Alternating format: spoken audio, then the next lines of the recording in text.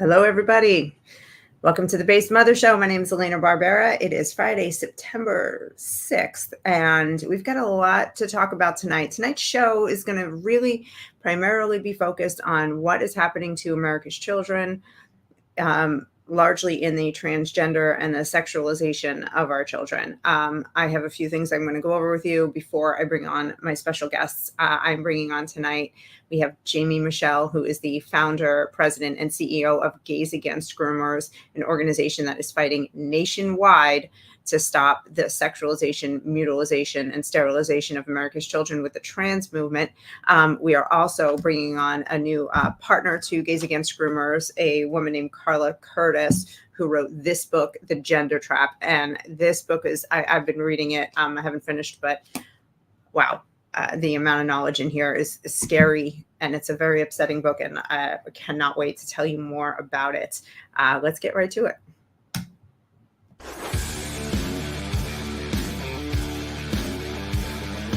Have you heard of the Based Mother?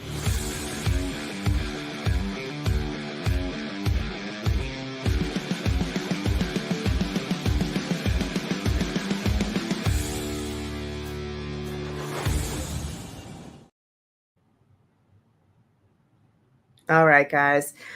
This week, you may have heard it was all over the news, or maybe not quite enough. Do you remember this scene from last March? This is a woman named Audrey Hale who went into a school in Nashville called the Covenant School, and she committed a mass shooting in which she killed 3 little kids and 3 adults at the school. Audrey Hale, she was 28 years old. She was transgender. She had a lot of mental health issues. And this week, the manifesto that she had written in her notebook came out, and it was publicized. It had been hidden. It had been, sealed by a judge. And finally, it was released. And I'm going to read parts of it to you because it really gives us a picture of what this woman was going through in the years leading up. But I'm going to start on March 27th, 2023, which is the day that she committed this crime, and she also died by kind of like suicide because she knew that she was going to be killed by the cops. So this is the entry from that day. You can see there's an illustration of a gun, and the title for the day is Death Day. Death Day, March 27th, 2023. Today's the day. The day has finally come. I can't believe it's here. Don't know how I was able to get this far, but here I am. I'm a little nervous, but excited too.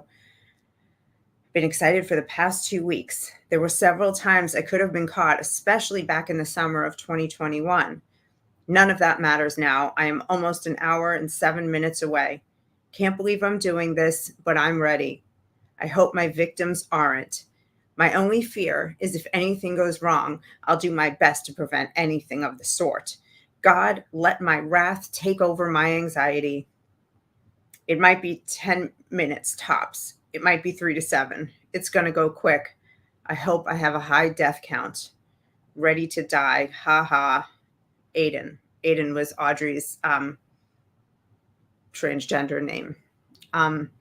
That was really disturbing. You know, she hopes her victims aren't ready. She hopes she has a high death count. The fact that she even mentioned God, it's really interesting. Initial report said that at one point she was a student at this school. And I quite frankly, I'm not really sure if that ended up being true. But if it is, I mean, throughout her journal, she mentions God. So there was something in her upbringing that was meant to bring her to faith. And yet she died as a mass murderer. It's really scary, really crazy. Some of the things that she said, though, really talk about her struggle with transgenderism. Reading you another excerpt. Can't butt sex a beautiful young brown girl with a big ass and a small asshole. Pardon the language. It's not mine. It's, if I had a penis, it'd be big and rock hard. Too bad. I am a sad boy born with a puny vagina. Everything hurts. There's so much distress and pain in this. A terrible feeling to know I am nothing of the gender I was born of. I am the most unhappy boy alive. I wish to be dead. I will be of no use of love for any girl. I don't have what they need, boy's body / male gender. She also talks about throughout the thing, there's somebody in here who I couldn't figure out the name, but there's a situation of unrequited love. There's a brown girl who she is madly in love with, who apparently, isn't really going to give her the time of day. And then she talks about actual diagnosis. I've been anxious all last week, all day today, stressed. Then I'm told I'm bipolar by some prideful bitch. No one gets me. Everyone misunderstands autism, typical. So she was being treated somewhere for her mental illness. And she was living, I learned from this diary, living with her parents. I had my favorite meal, chicken nuggets and fries. I listened to 800-273-8245 5 times. I want to die. So I called that number, and I'm just going to real quick give it a ring right now for you guys. It really isn't. Here's.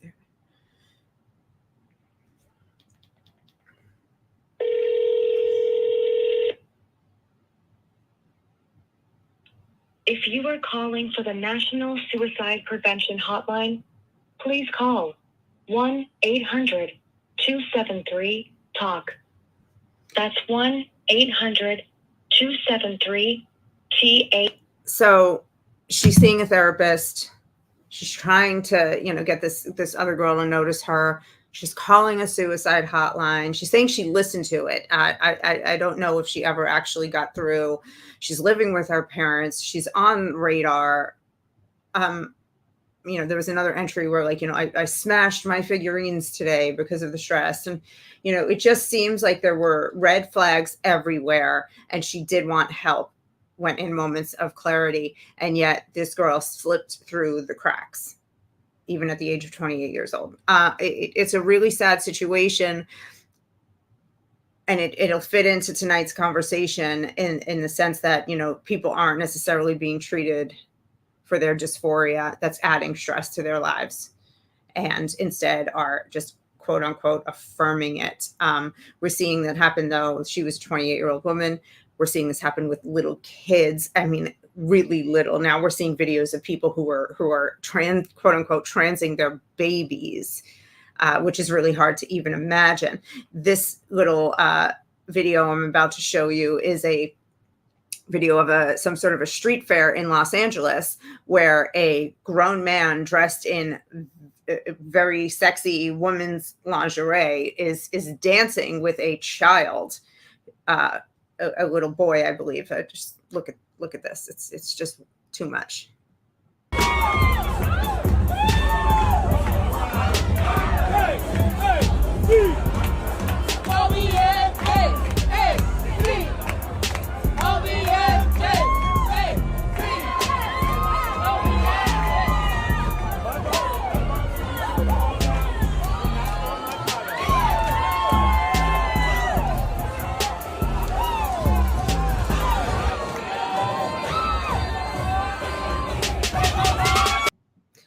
That goes on and on. I really don't know what possesses a parent to throw their little kid up on stage with a half-naked man who's dancing provocatively in women's lingerie.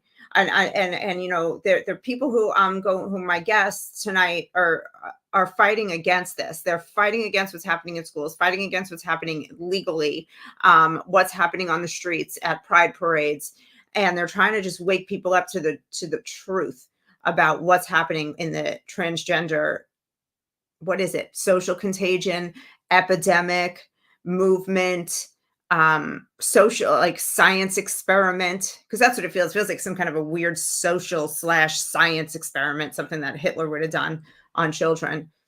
I'm going to bring up my guests in just a second. We just have one quick commercial here, and got to pay the bills.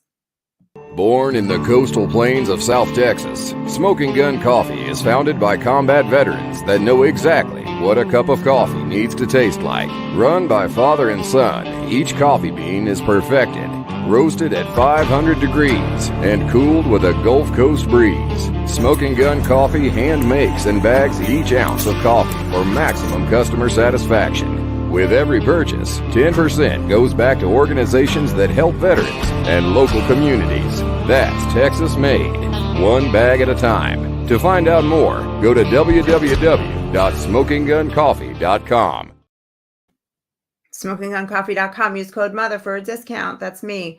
All right. Without further ado, I'm bringing in Jaimee, Michell, and Carla Curtis.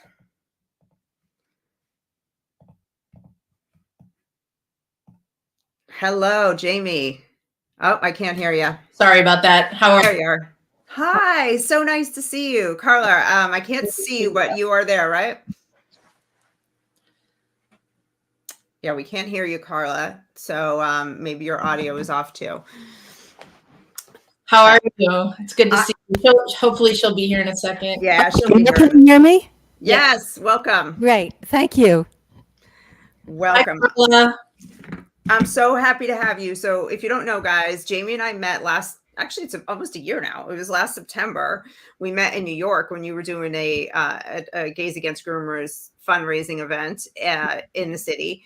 And I came up when I was filming my documentary, American Groomer, about the sexualization of kids in schools. Mm-hmm. And you were generous enough to give me your time and, and be interviewed, and you're featured in the film, and you really brought a lot of value to the film. And it's something that a lot of people have said to me, like, I'm so glad you included Gays Against Groomers.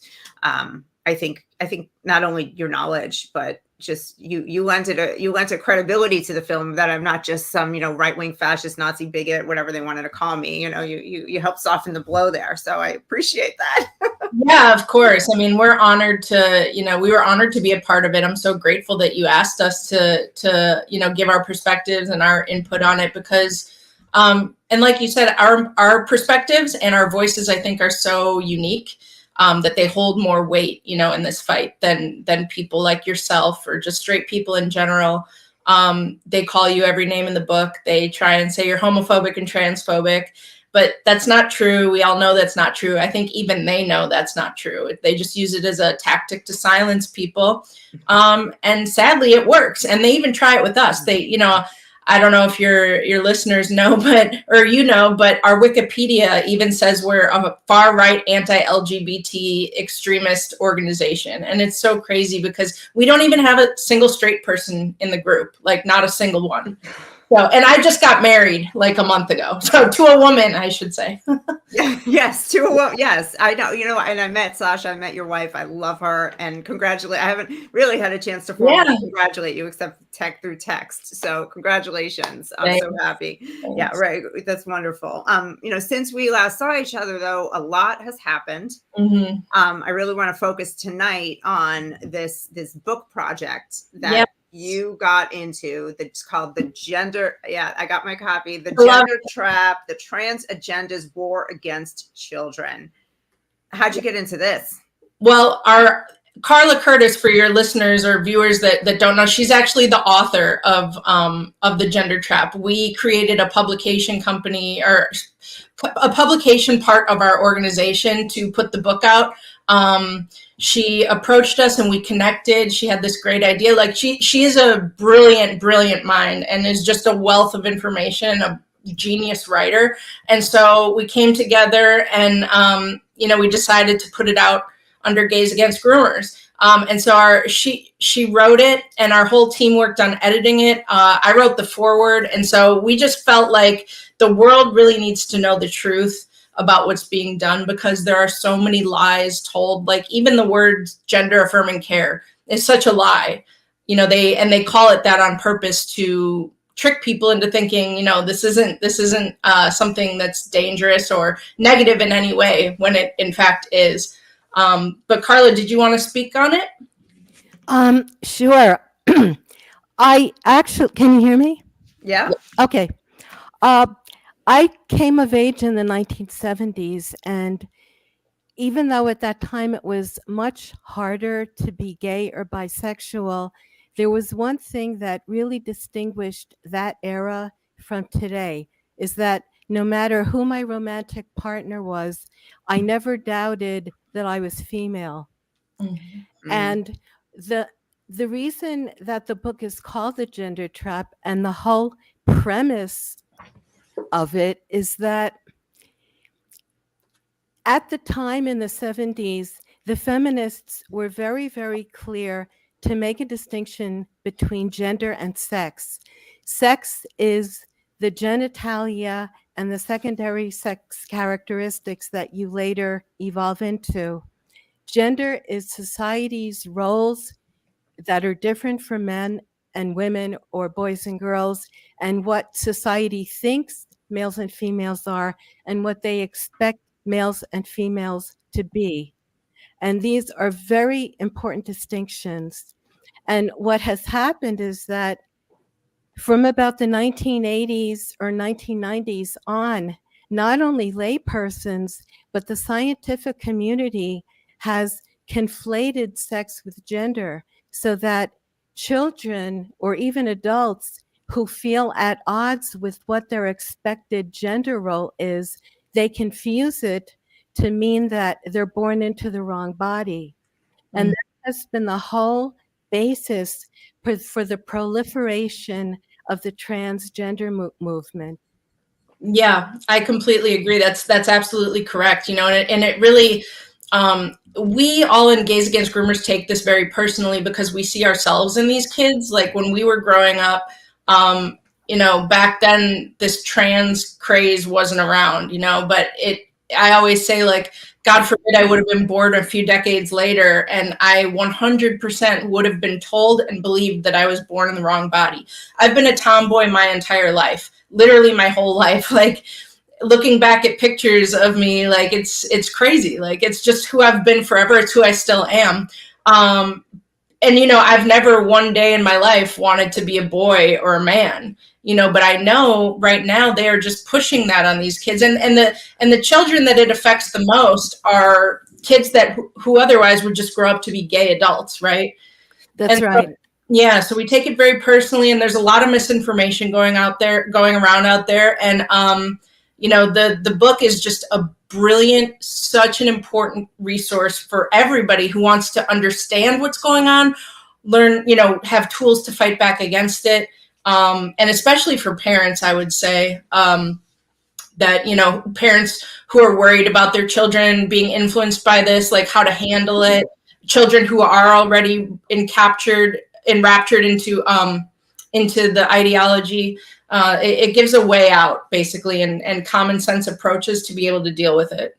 It seems like there's just this big intellectualism thing that, you know, everybody just decided to believe. You talk about in the book how scientific rigor has become almost a joke in this country. Yeah. And I really, that was a section that was really disturbing to me, that, you know, just the bending of studies and facts and who's funding them. And so to making sure they get the right outcome. Yeah. But even with all that around this gender, how and why did they go after children? Well, I think it's pretty simple. I think it comes down to money, like pretty much everything in the world, right? The earlier you can get these kids, the longer they'll be patients, like medical patients, pharmaceutical patients for life, because being trans isn't a one-time thing. It isn't like, oh, okay, flip a switch, I'm trans now. No, it's a lifelong process. You have to be on these medications, these cross-sex hormones for the rest of your life, as long as you want to be, you know, present as trans. And, you know, the surgical procedures often come, I mean, more times than not, come with so many complications and follow-up visits and follow-up procedures and medication, and then more infections from that, and other problems arise, and then there's more. It's just like this spiral that once you open that door, it's forever. It's the rest of your life. So obviously, the younger they can get these kids, or just people in general, the younger you get somebody hooked into the system, they'll be, you know, the longer they'll be paying into it.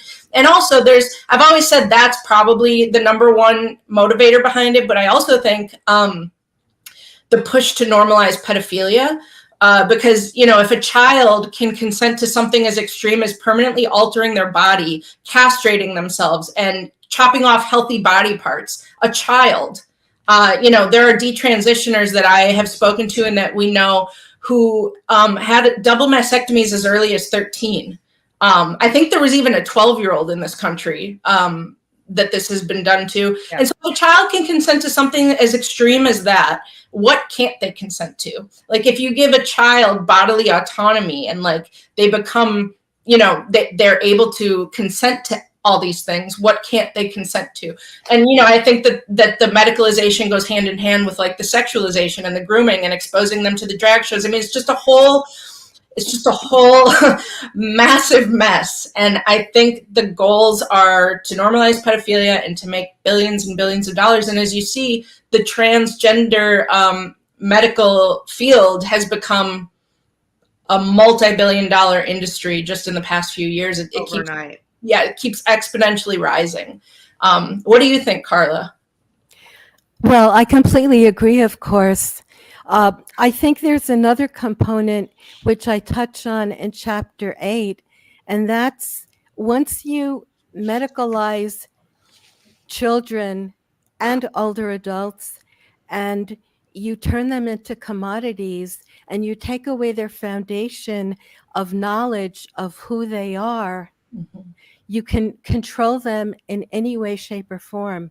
So I think the trans movement is part of a much larger agenda to not only sterilize the population, but also to control people in ways that are unfathomable to many, and at the risk of sounding like a quote unquote conspiracy theorist, which is a label that's given to people when what they say makes sense, but you want to discredit it. It really pisses me off. The transgender lobby and the people involved in the transgender movement are none other than the same people who are also involved in the transhumanist movement. Yep.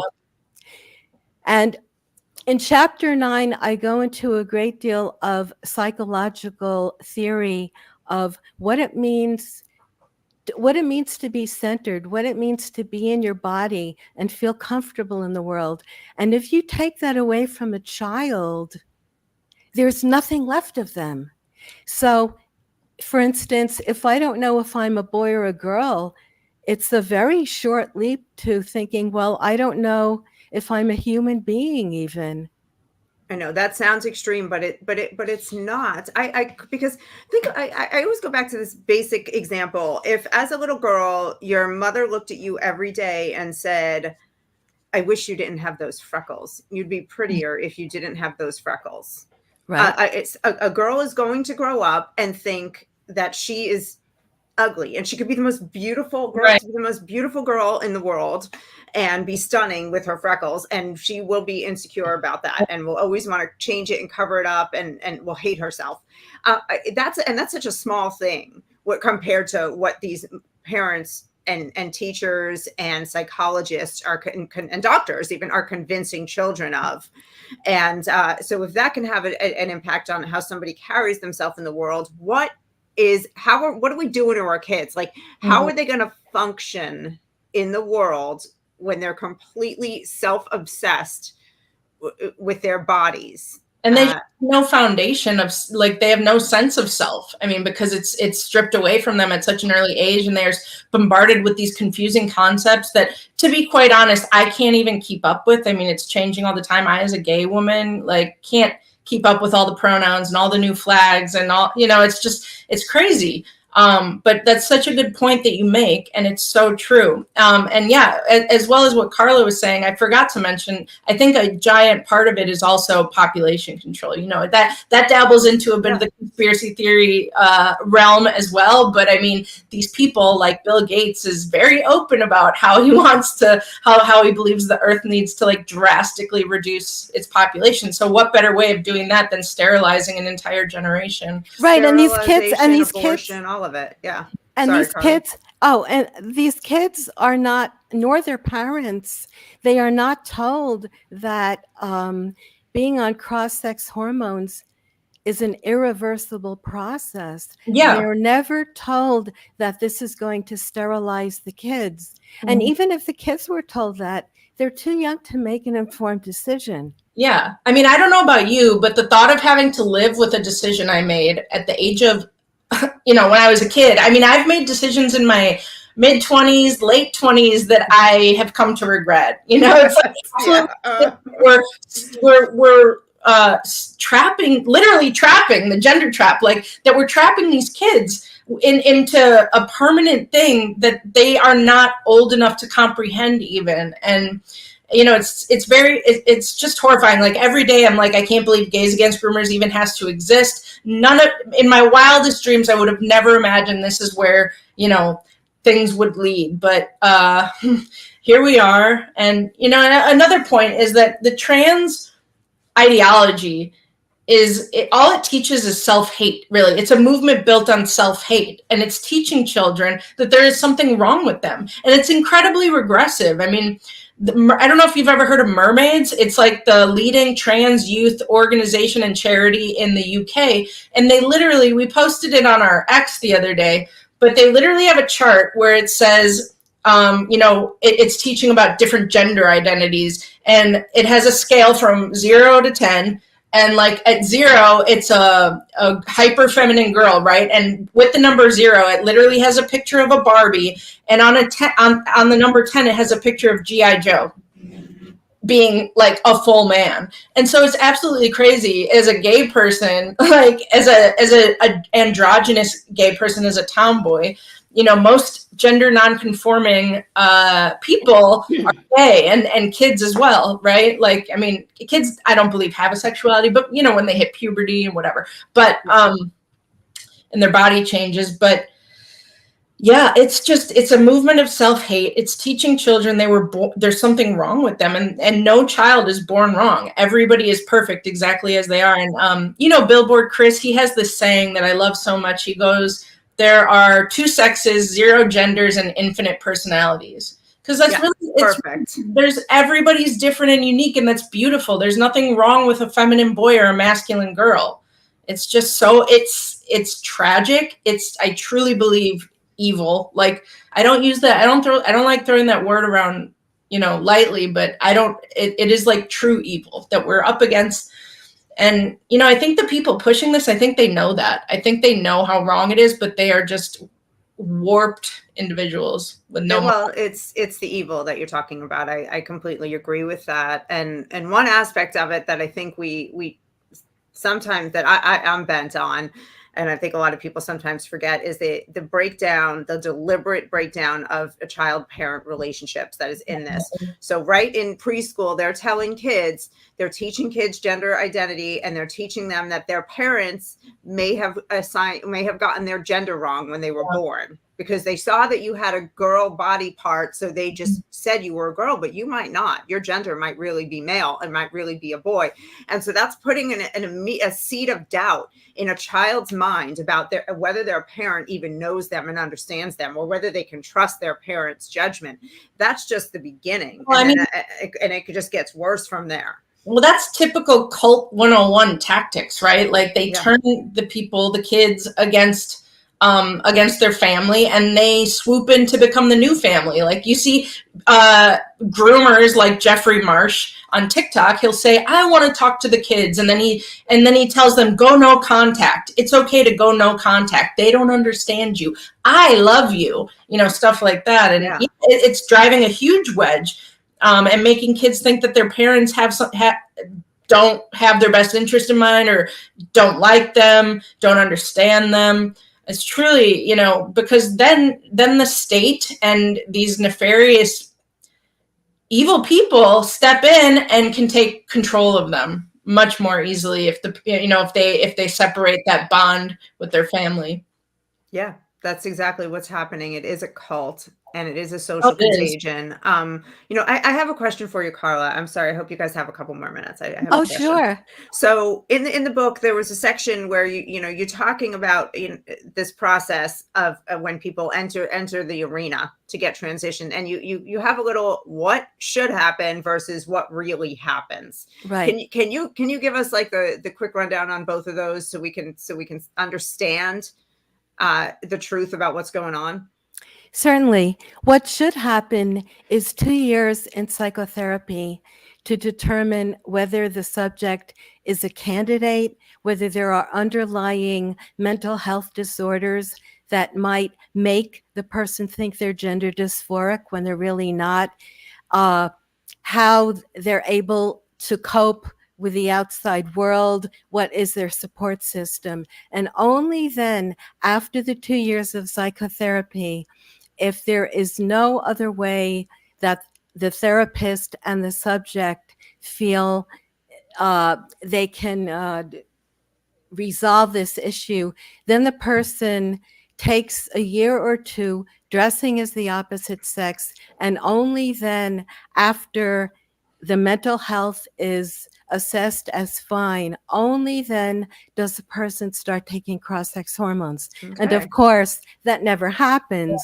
You go into a clinic, 30 minutes or an hour. Sure, you want hormones? Here, take them. And I mean, having been in the field for a long time as a psychotherapist, I'm absolutely incensed to hear and read about all these doctors and nurse practitioners and social workers who dispense these hormones like they were candy. And speaking of hormones, you were mentioning at the beginning of this podcast the transgender individual who took so many lives. Yep.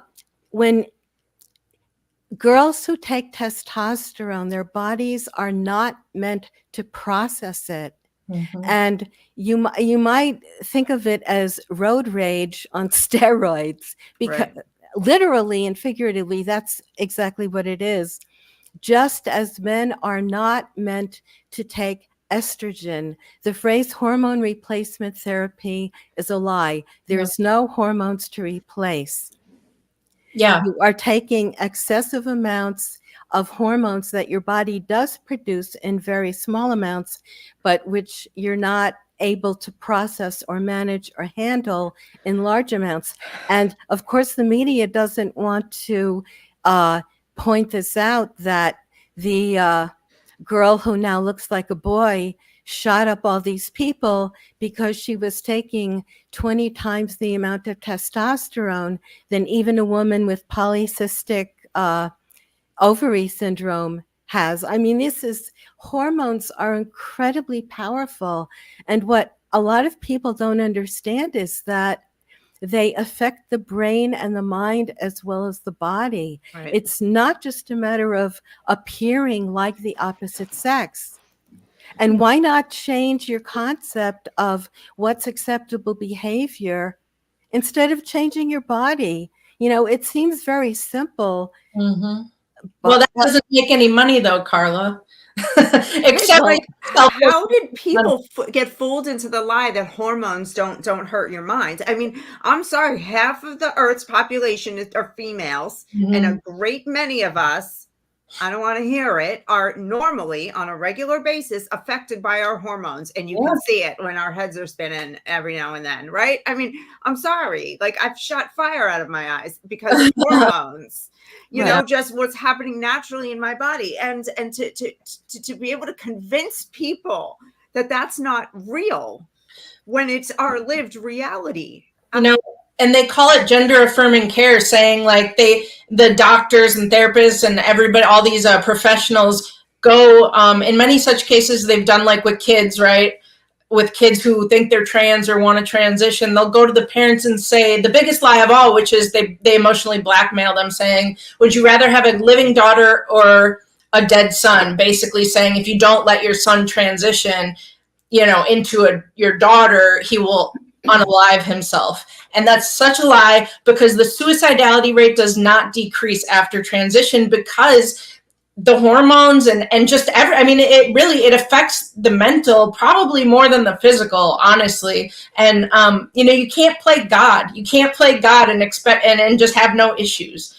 And Gays Against Groomers stance is when you're an adult, do what you want, you're whatever. But, personal belief, I don't know. The whole thing troubles me. I don't think anybody can give informed consent to this, really, because the truth isn't out there. Like the information in the gender trap, these adults who are transitioning don't know that, all of it.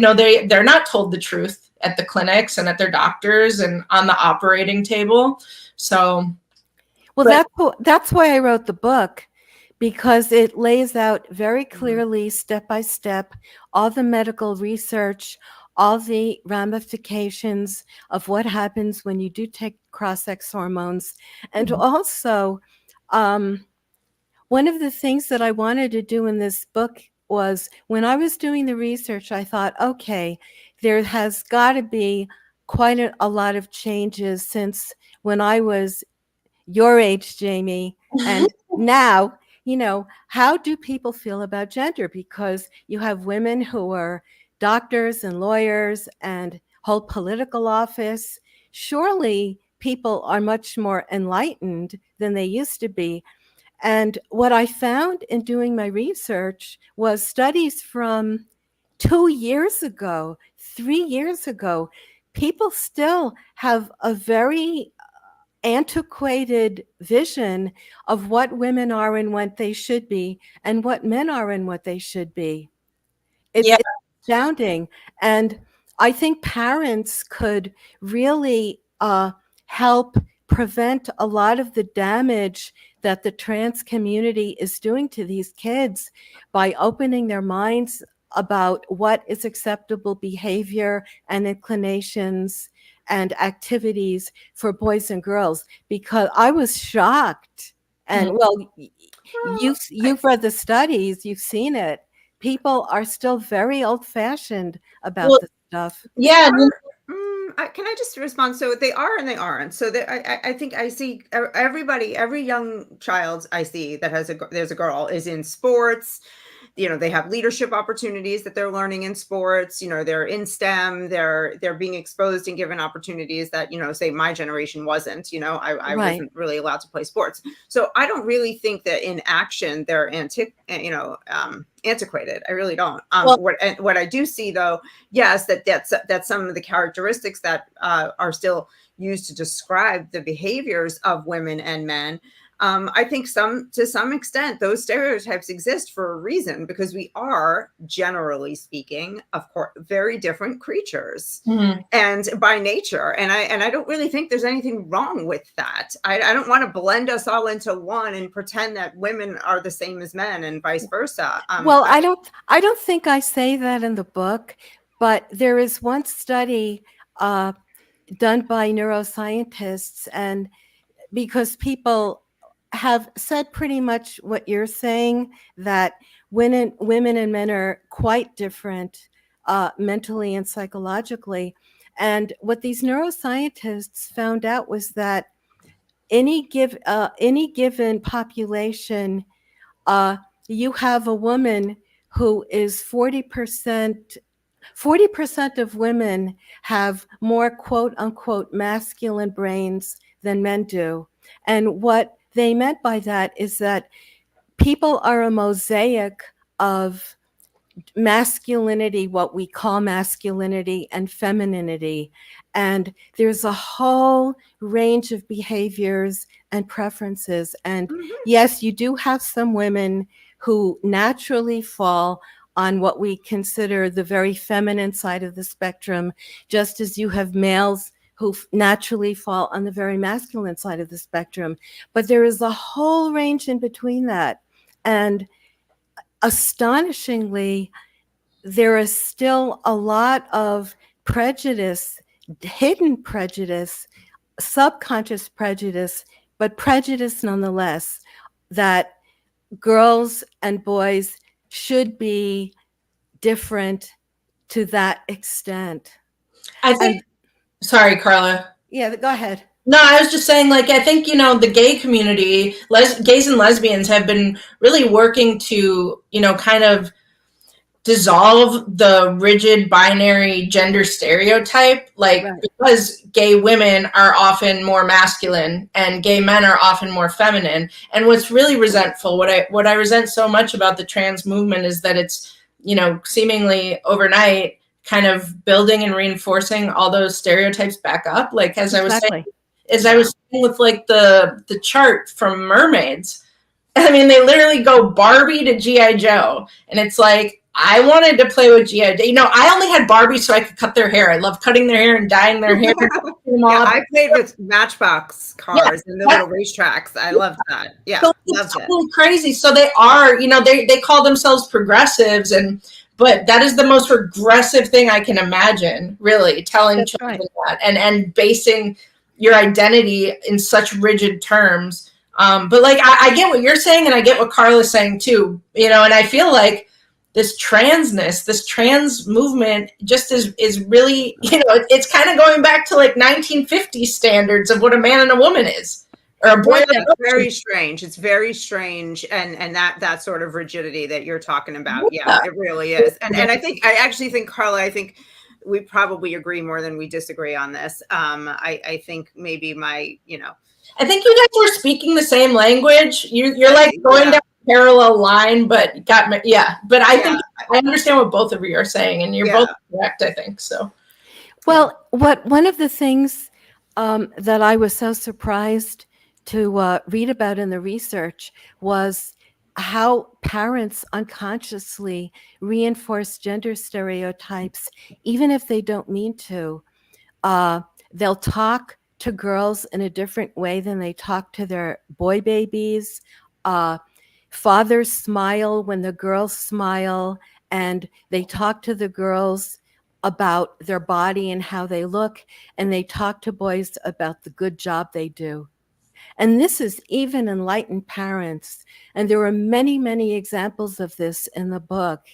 And so I think it's a good manual for parents because it may help them see that their biases are maybe more widespread than they would like to believe.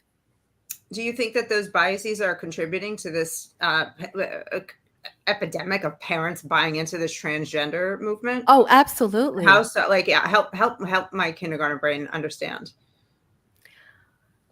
Well, if I'm uneasy, if my girl is a tomboy, and if she's really brusque, and if she's butch, and if I'm upset because, say, especially fathers tend to get very upset when their sons are sensitive, they're not interested in sports, they're not real men, and they discourage boys very actively from talking about and expressing their feelings.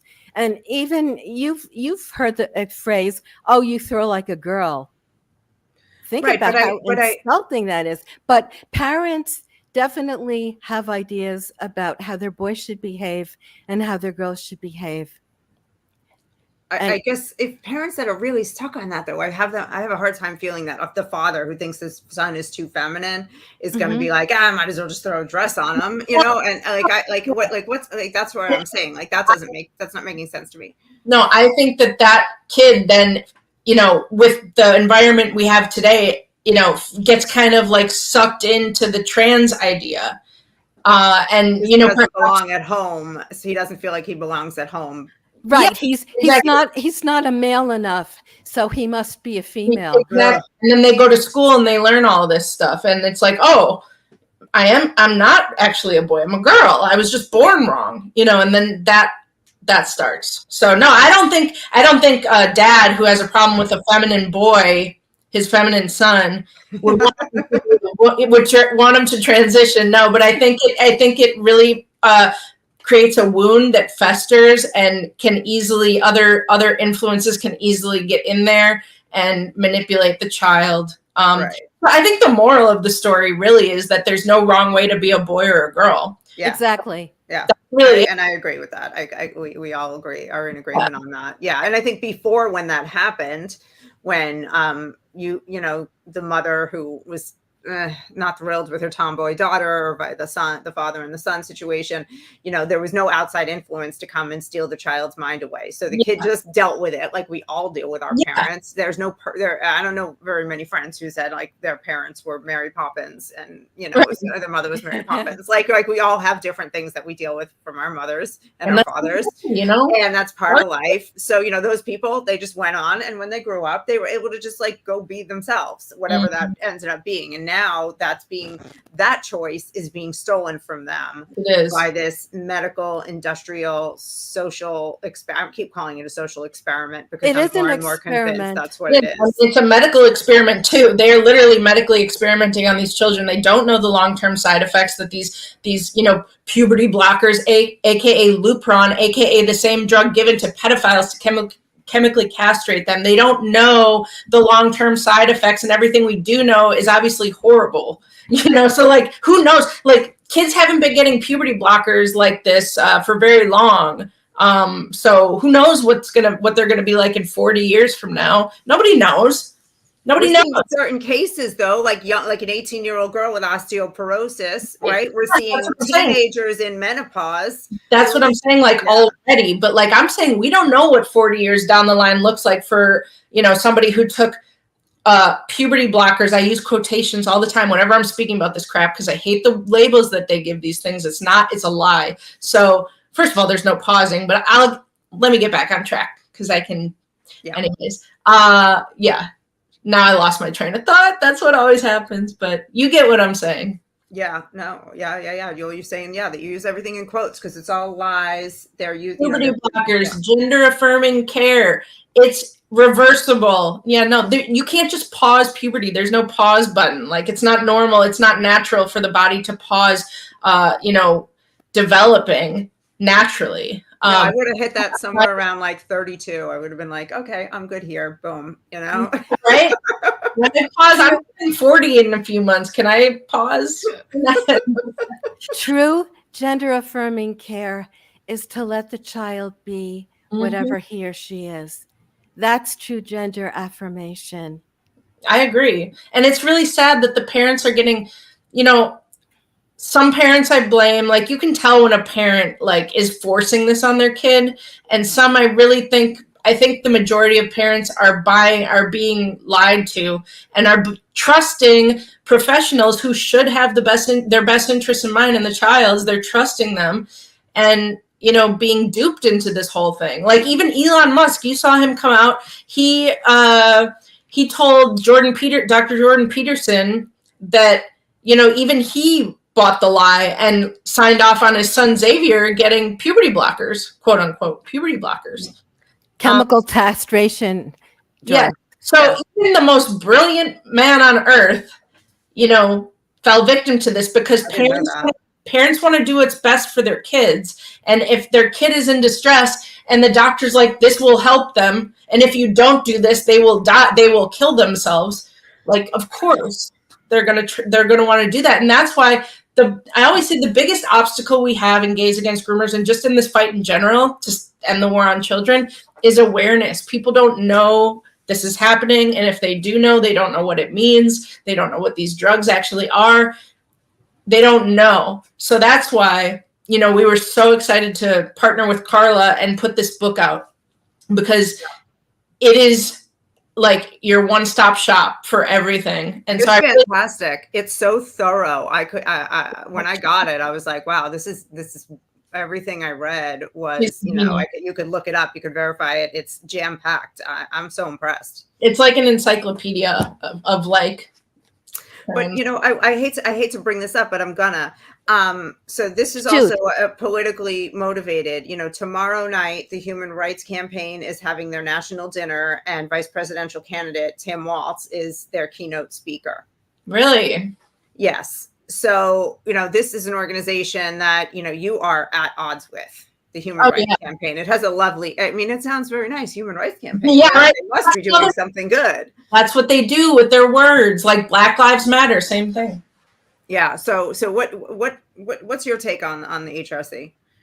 Oh, well, I think that they're corrupt. They do not have the best interest of gays and lesbians in like anymore. And similar to GLAAD, you know, what happened was gay people fought for equal rights, you know, to have the same rights as every American. We got those equal rights. And then as far as I'm concerned, and everybody in Gays Against Groomers, and I think I speak for the majority of gays and lesbians in this country, we should have packed it up and gone home instead. But, you know, that doesn't make very much money, you know, just conceding and being like, wow, we did it. Let's go home.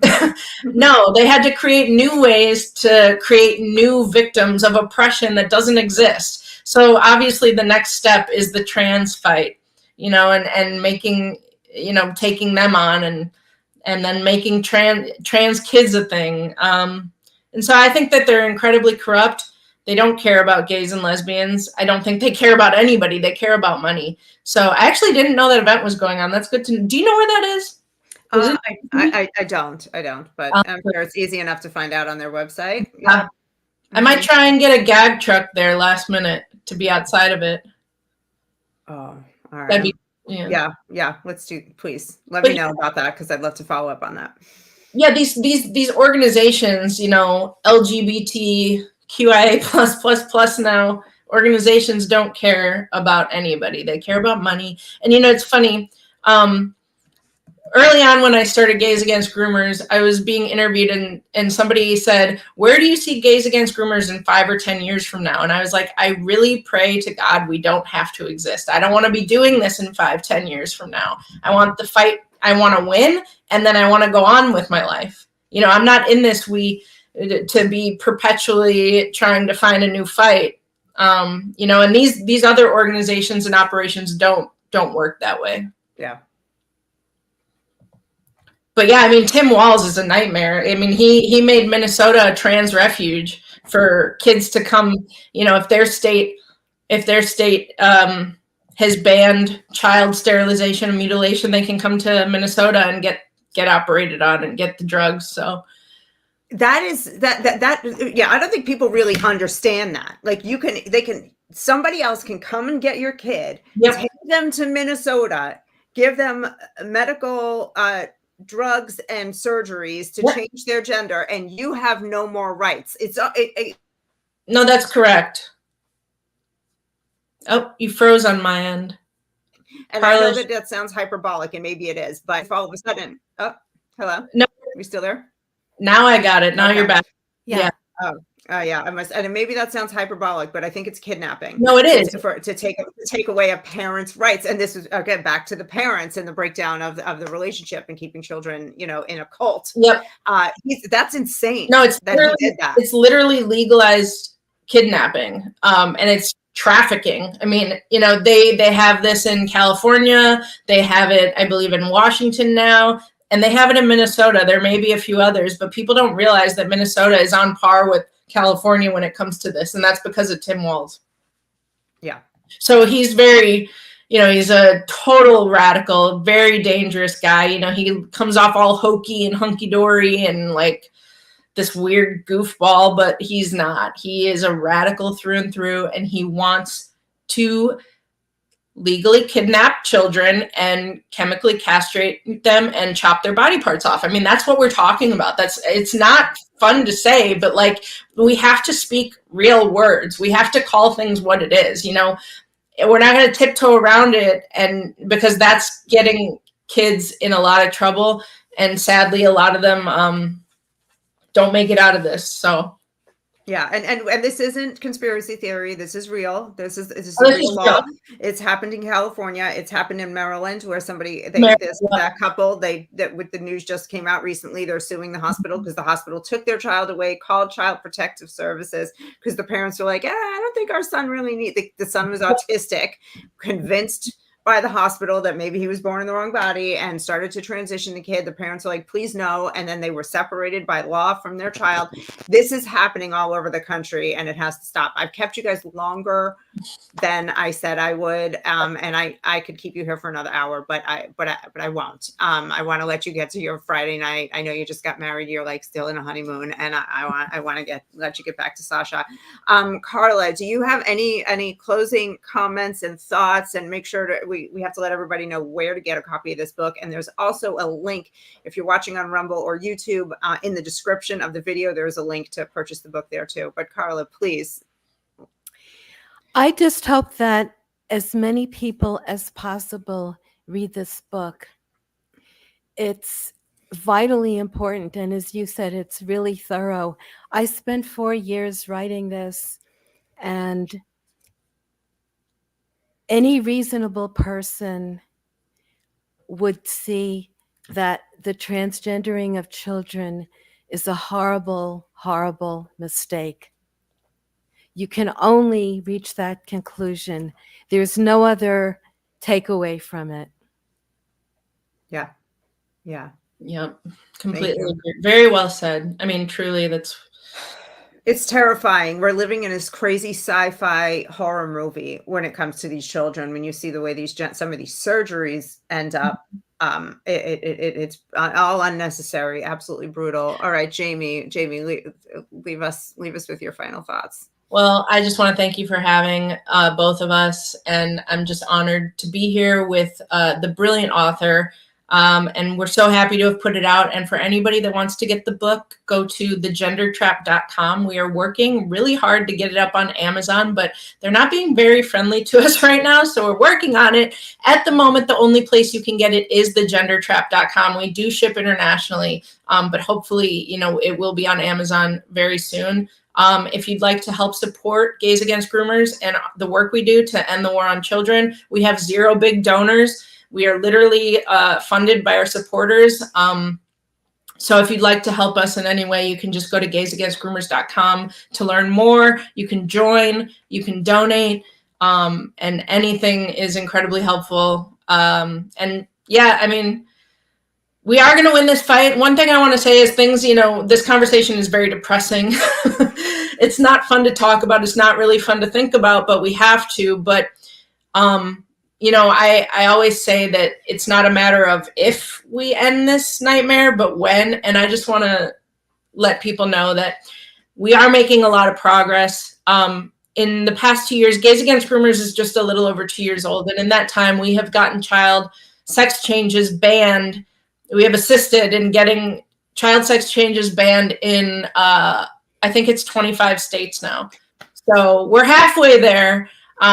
What we need and what we demand is a national ban on these procedures and these drugs. And we are going to get there, step by step. But in 2 years, that's pretty good. So I just hope it ends sooner than later, because more and more kids are falling victim to this every day. So, but get the book, read it, share it. It's an incredible resource. Not biased on this. Like, if we didn't put it out, I would have gotten it the day it came out. So it's really invaluable stuff. And so thank you, Carla, for being here with me and for writing this incredible book. And thank you to you, the Based Mother, for having us on the show. I'm it's so great to meet you, Carla, and so great to talk to you again, Jaimee. Thank you, guys, and thank you for the work you're doing. I'm so psyched to be in this fight with you. We're working on separate issues at the same time, but we're gonna win. We're going to win. We're going to take our children back, because they have come for our children, and we're going to get them back. Yep. Yeah. Thank you. Oh, thank you both. Have a good night. Thanks. You too. Wow, we could have talked to them all night long. They are such, there's a wealth of knowledge in this book. There's a level of detail on the science, who's behind it, the history. I mean, I haven't read the whole thing yet. I keep flipping around because I'm getting excited by the knowledge I'm gaining. Highly recommend reading The Gender Trap. If we don't fix this problem, try to imagine, the things that are happening, like with Audrey Hale, the shooter at the Covenant School in Nashville, who I talked about earlier, this school shooting that just happened this week in Georgia. That kid, today it came out that he had some sort of a problem about trans acceptance. He was mad about it. Like, it's just more and more. They're just loading these kids with chemicals and SSRIs and all this stuff that's just whacking out their brains, and they're turning into psychopaths. And not to say that you have to be trans to shoot up a school. Obviously, that's not the case. But we're seeing more from that community. And it's really, if you think about what is this going to look like in 10 years and 15 years and 20 years, what's this population of people? How pained are they going to be? How traumatized? How completely off the edge of insanity are they going to be? And how are we going to, as a society, handle it and cope with them and help them when we can just prevent all of it now? It's all preventable. All preventable. This massive mental, emotional, and physical trauma that we're placing on kids for money. Everything's for money. Everything's for money. We're going to hell in a handbasket. All right, guys, thank you so much. Listen, if you're watching, please go to Rumble and Twitter and follow the Patriots Prayer Network. Make sure wherever you're watching, like, sub. On the Patriots Prayer Network, there are a bunch of really cool shows with hosts who have all different angles and perspectives, all generally, though, yay, America. We are all patriotic and we love this country, and we're trying to get some truth out to save it and to save its people. So thank you. God bless you. God bless America. Have a great weekend, everybody.